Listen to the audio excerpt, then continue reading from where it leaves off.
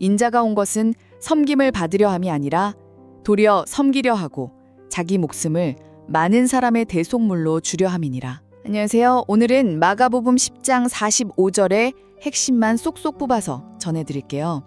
이 구절은요, 예수님이 이 땅에 오신 목적을 가장 명확하게 요약한 말씀이라고 할 수 있어요. 제자들이 서로 누가 더 높은 자리에 오를 거냐, 이걸 두루 다툴 때 주신 가르침인데요. 세상의 권력과는 완전히 정반대의 길을 보여주는 거죠. 자, 첫 번째 핵심은 바로 섬김의 삶입니다. 예수님은 섬김을 받는 리더가 아니라 먼저 섬기는 리더의 본을 보여주셨습니다. 당시 제자들은 세상의 권력처럼 높은 자리를 원했지만 예수님은 진짜 위대함은 다른 사람의 종이 되는 그 겸손함에서 온다고 가르치셨어요. 세상의 가치를 완전히 뒤엎는 방식인 거예요. 그리고 두 번째 핵심은 대속의 의미입니다. 예수님은 자신의 목숨을 많은 사람의 대속물로 주려고 모셨다고 말씀하셨잖아요. 여기서 대속물이라는 단어가 참 중요한데 이게 노예를 자유롭게 하기 위해 대신 치르는 몸값과 같은 개념이거든요. 그러니까 예수님의 희생이 죄의 노예가 된 우리를 구원하기 위해 치러진 값이라는 아주 깊은 의미를 담고 있는 겁니다. 결국 이 한 구절은요, 예수님의 삶은 섬김으로, 그리고 그분의 죽음은 우리를 위한 희생으로 요약될 수 있다는 걸 보여줍니다. 네, 오늘의 요약은 여기까지입니다. 잠시 후 이 구절에 대한 심층 분석이 이어지겠습니다.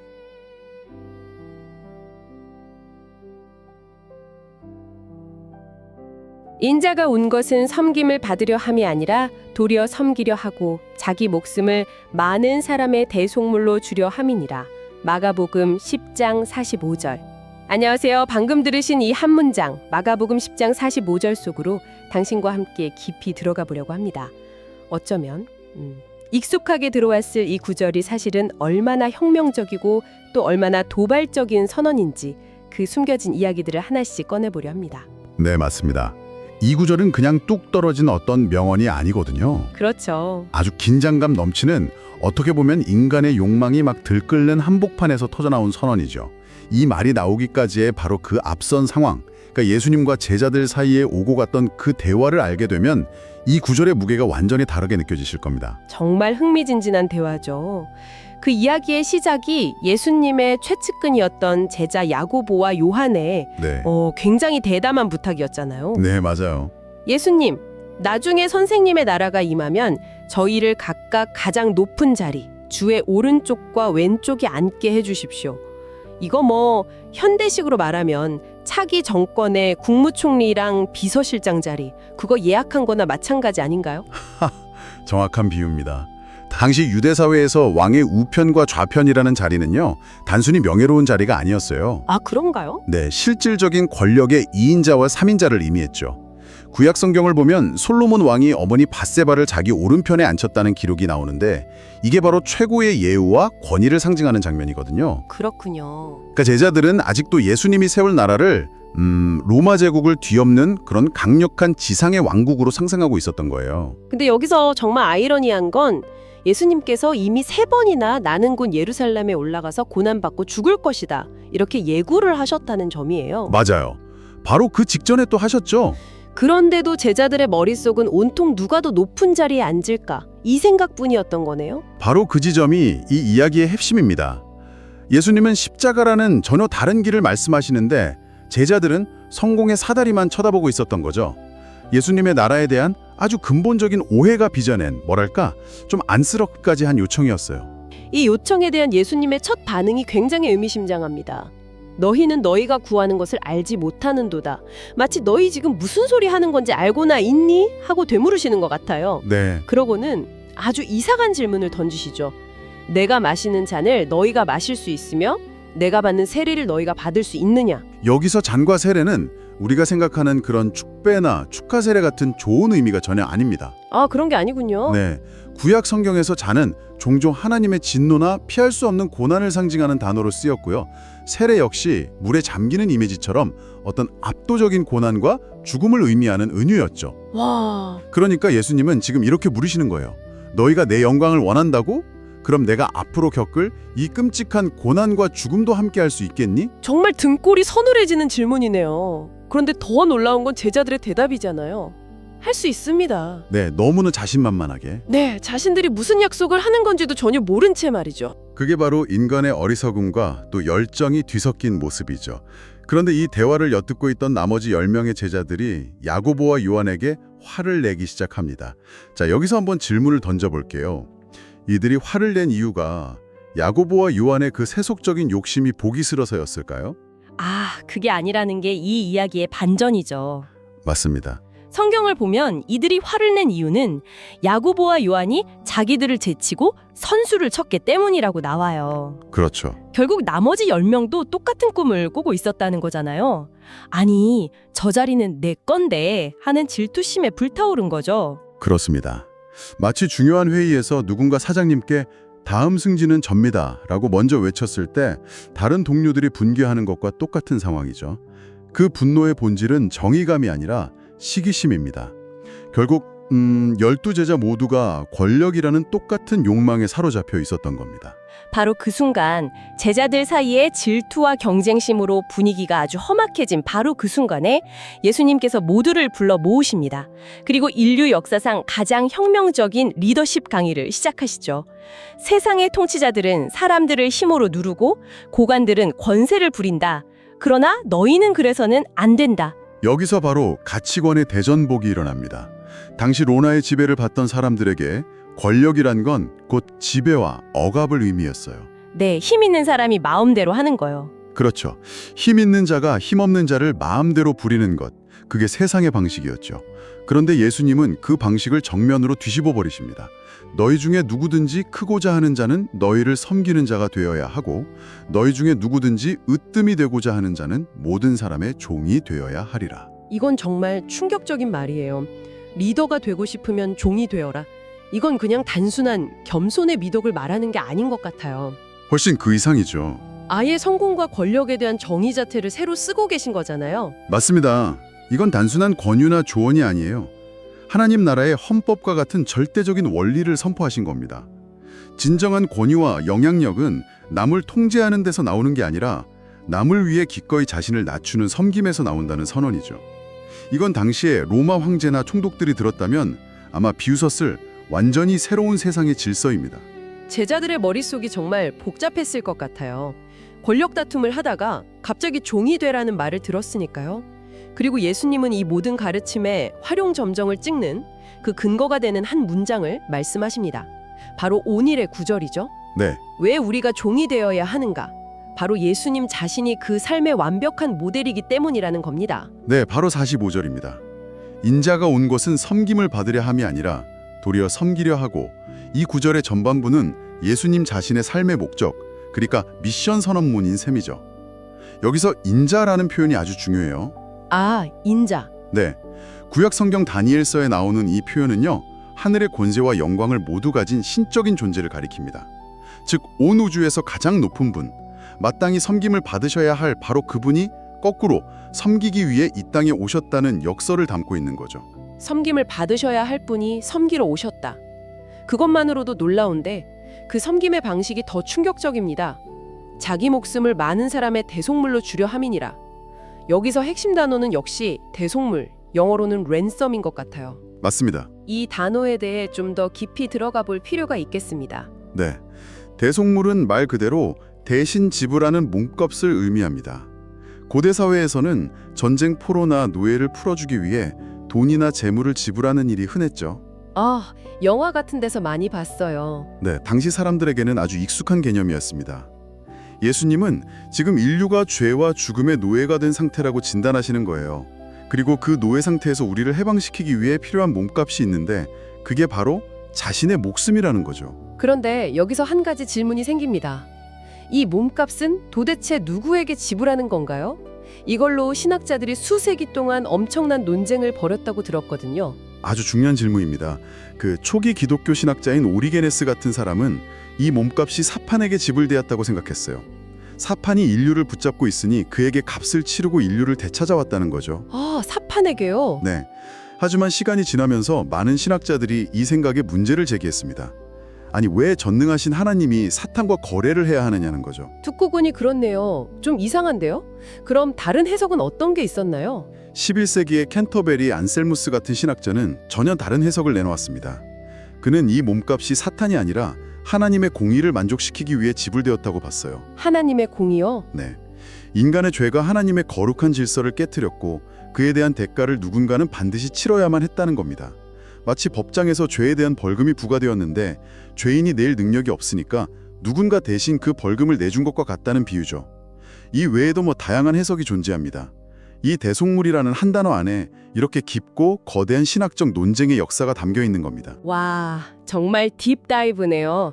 하나의 단어를 가지고 누가 누구에게 값을 지불했는지에 대한 논쟁이 1000년 넘게 이어졌다니 이 단어가 그만큼 기독교 신앙의 핵심을 관통하고 있다는 뜻이겠군요. 그렇습니다. 어떤 해석을 따르든 본질은 같습니다. 우리의 해방과 자유를 위해 예수님께서 자신의 생명이라는 값을 매길 수 없는 대가를 치르셨다는 사실이죠. 베드로전서에서는 이 대속물이 썩어 없어질 은이나 금 같은 것으로 된 것이 아니요 오직 흠없고 점없는 어린 양 같은 그리스도의 보배로운 피로 된 것이라고 표현합니다.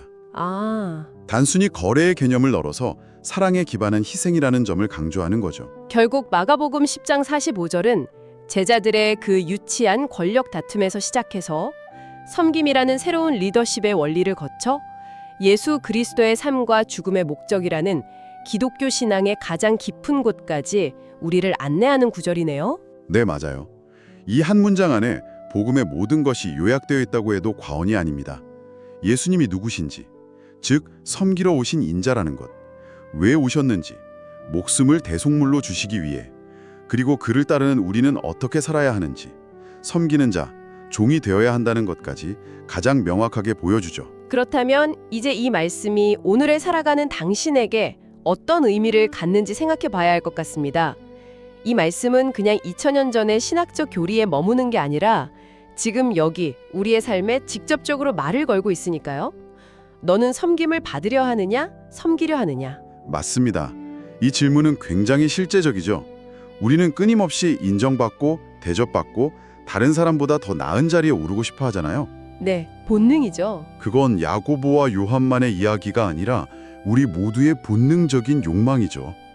그런데 이 구절은 그 욕망의 흐름을 거꾸로 거슬러 올라가라고 도전합니다.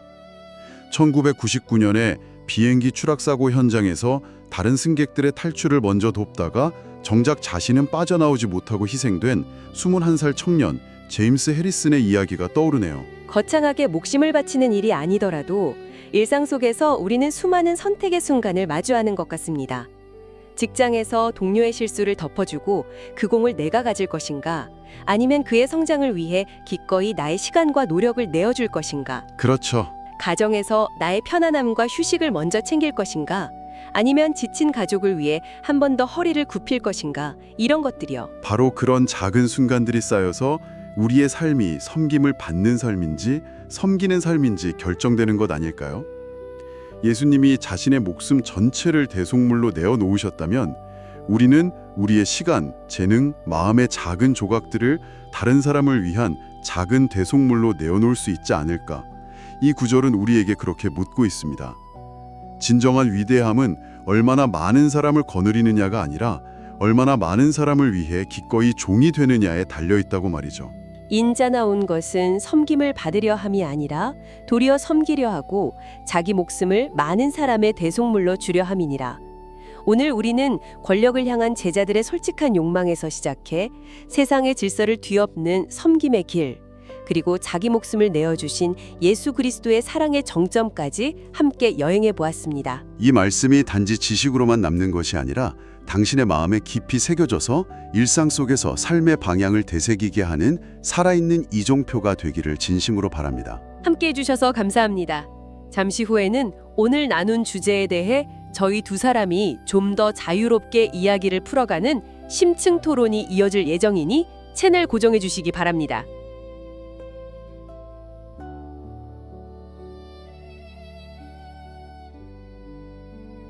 대페이트에 오신 것을 환영합니다. 오늘 저희는 방금 함께 들은 마가복음 10장 45절, 이 짧지만 정말 그 깊이를 헤아리기 어려운 한 구절을 가지고 이야기를 나눠보려고 합니다. 많은 분들이 이 구절 안에 예수의 삶과 사명, 그 모든 것이 요약되어 있다고 말하죠. 근데 막상 깊이 들여다보면 그 핵심 메시지가 정확히 무엇인지에 대해서는 의견이 좀 갈립니다. 그렇죠. 오늘의 핵심 질문을 아마 이렇게 던져볼 수 있을 것 같아요. 이 말씀은 과연 제자들에게 나처럼 살아라 하고 보여주는 일종의 삶의 청사진일까? 아니면 온 인류에게 이것을 믿어라 하고 선포하는 구원의 선언문일까? 다시 말해서 이 구절의 무게중심이 섬김이라는 윤리적 실천에 있는지 아니면 대속이라는 신학적 진리에 있는지에 대한 논의인 거죠. 네. 저는 이 구절이 제자들이 따라야 할 삶의 방식, 그러니까 제자도의 정점을 보여주는 윤리적 가르침에 더 큰 무게가 실려 있다고 생각합니다. 저는 조금 다르게 봅니다. 이 구절의 심장은 예수님의 죽음이 지닌 구원론적 의미, 즉 대속이라는 신학적 선언에 있고요. 섬김이라는 윤리는 그 위대한 진리로부터 흘러나오는 결과라고 생각해요. 좋습니다. 그럼 제 생각부터 한번 풀어보겠습니다. 이 말씀이 대체 어떤 상황에서 나왔는지를 먼저 생각해보면 굉장히 흥미롭습니다. 당시 분위기가 아주 살벌했거든요.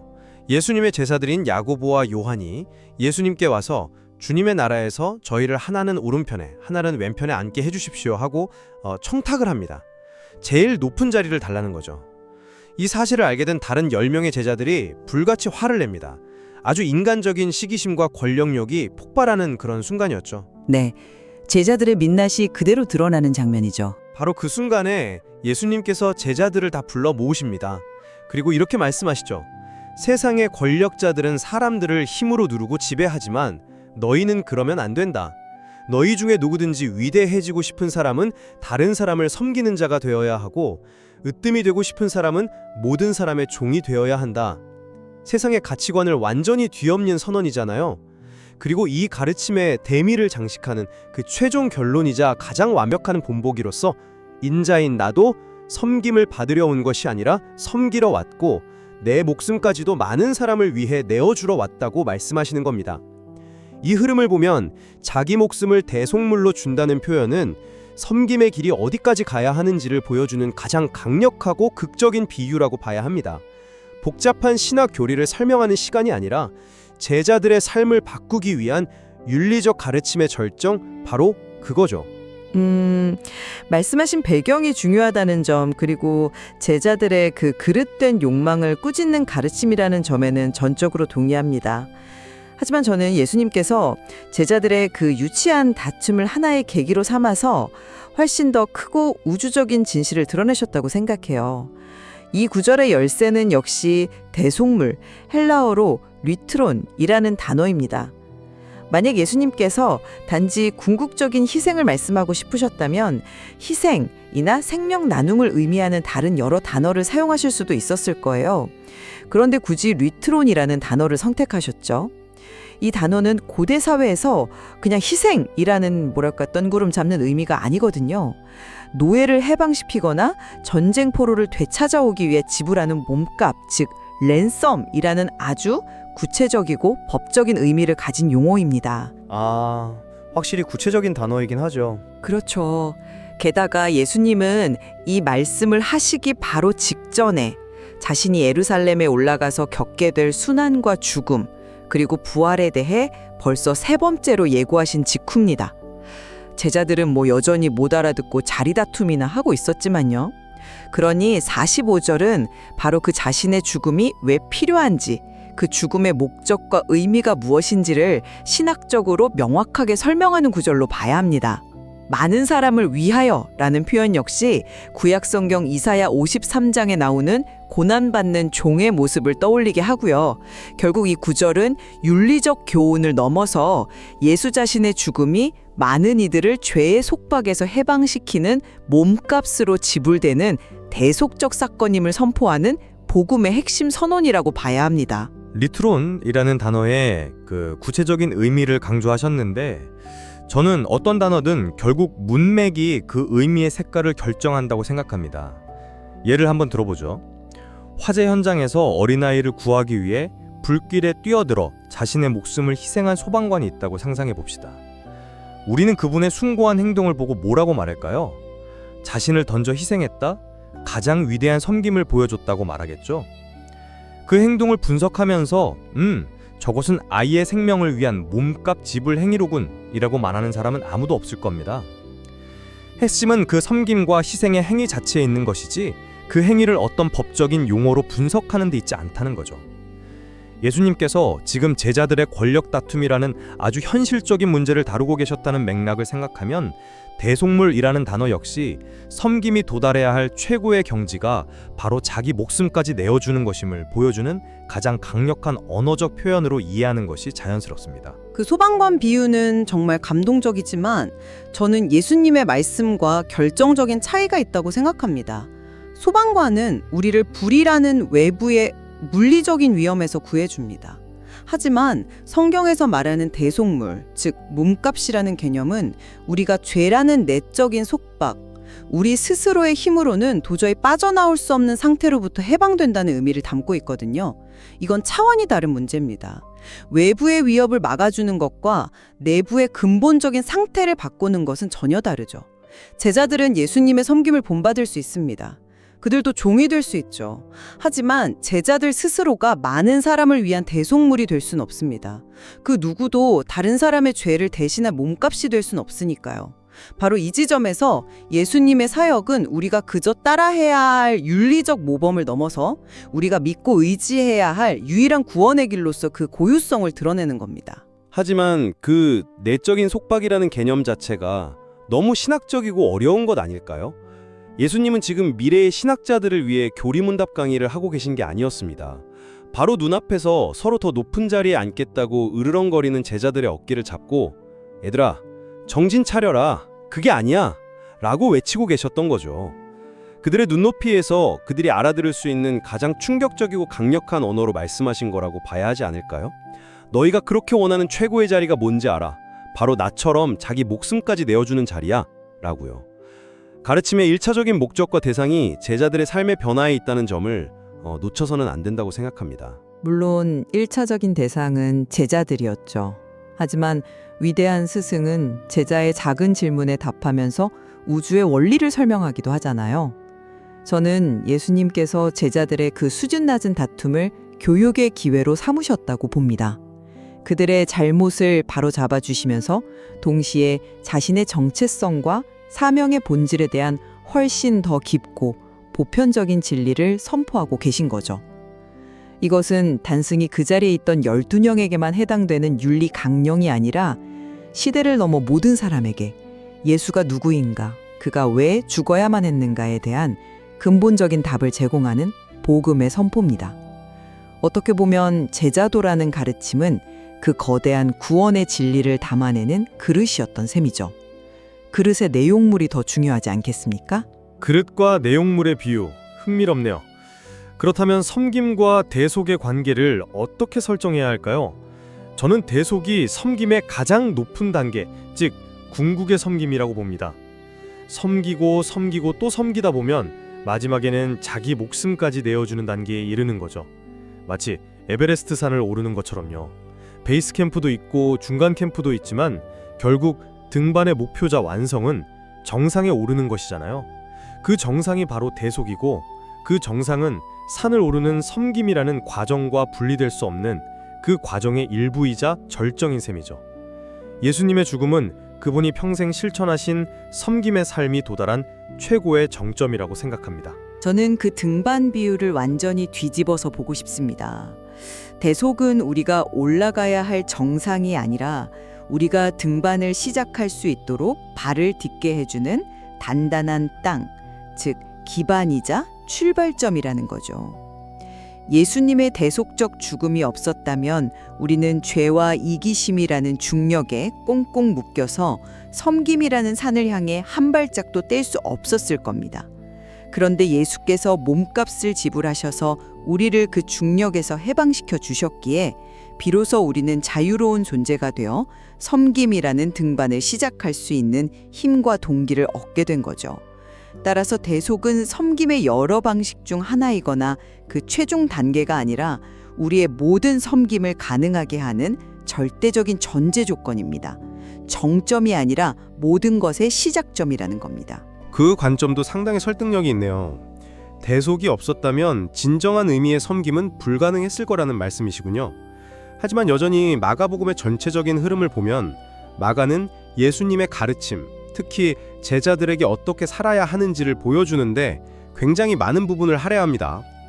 이 구절 역시 그 거대한 제자도라는 흐름 속에서 읽어야 하지 않을까요? 예수님의 죽음조차도 결국 제자들이 따라야 할 길의 일부로서 제시되는 것이라고요? 마가복음이 제자도를 중요하게 다루는 것은 사실입니다. 하지만 마가복음의 구조를 보면 10장 45절은 이야기의 거대한 전환점 역할을 합니다. 이 선언의 기점으로 예수님은 본격적으로 십자가를 향해 나아가시죠. 마가는 독자들에게 이제부터 펼쳐질 예수의 순환과 죽음이 바로 이 선언의 성취임을 보여주려고 하는 겁니다. 즉, 이 구절은 제자들이 따라야 할 윤리적 교훈의 종착역이라기보다는 앞으로 펼쳐질 구원 드라마의 핵심을 미리 알려주는 예고편과도 같은 신학적 선언의 역할을 하는 거죠.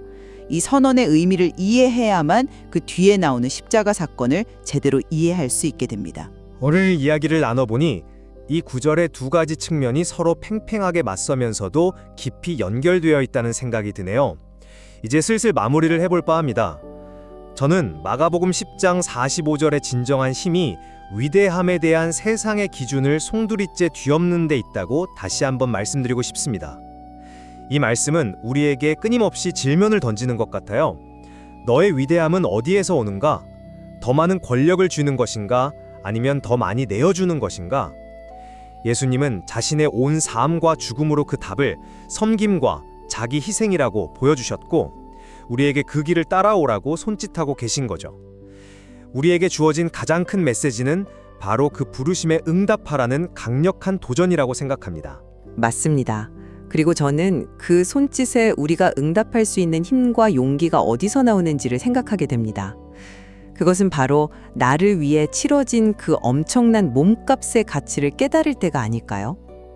내가 얼마나 크고 무조건적인 사랑을 받은 존재인지를 알 때 비로소 우리는 계산하거나 주저하지 않고 내어주는 진정한 섬김의 삶을 시작할 수 있게 되는 거죠.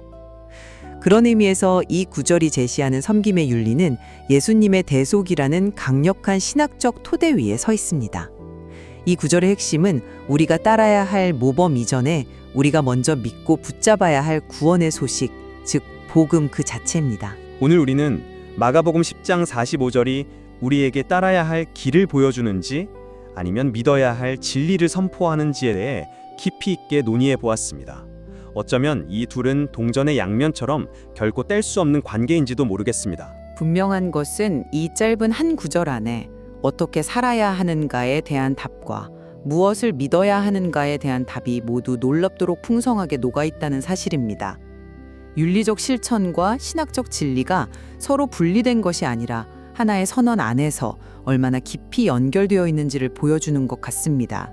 오늘 저희의 이야기는 여기까지입니다. 들어주셔서 감사합니다.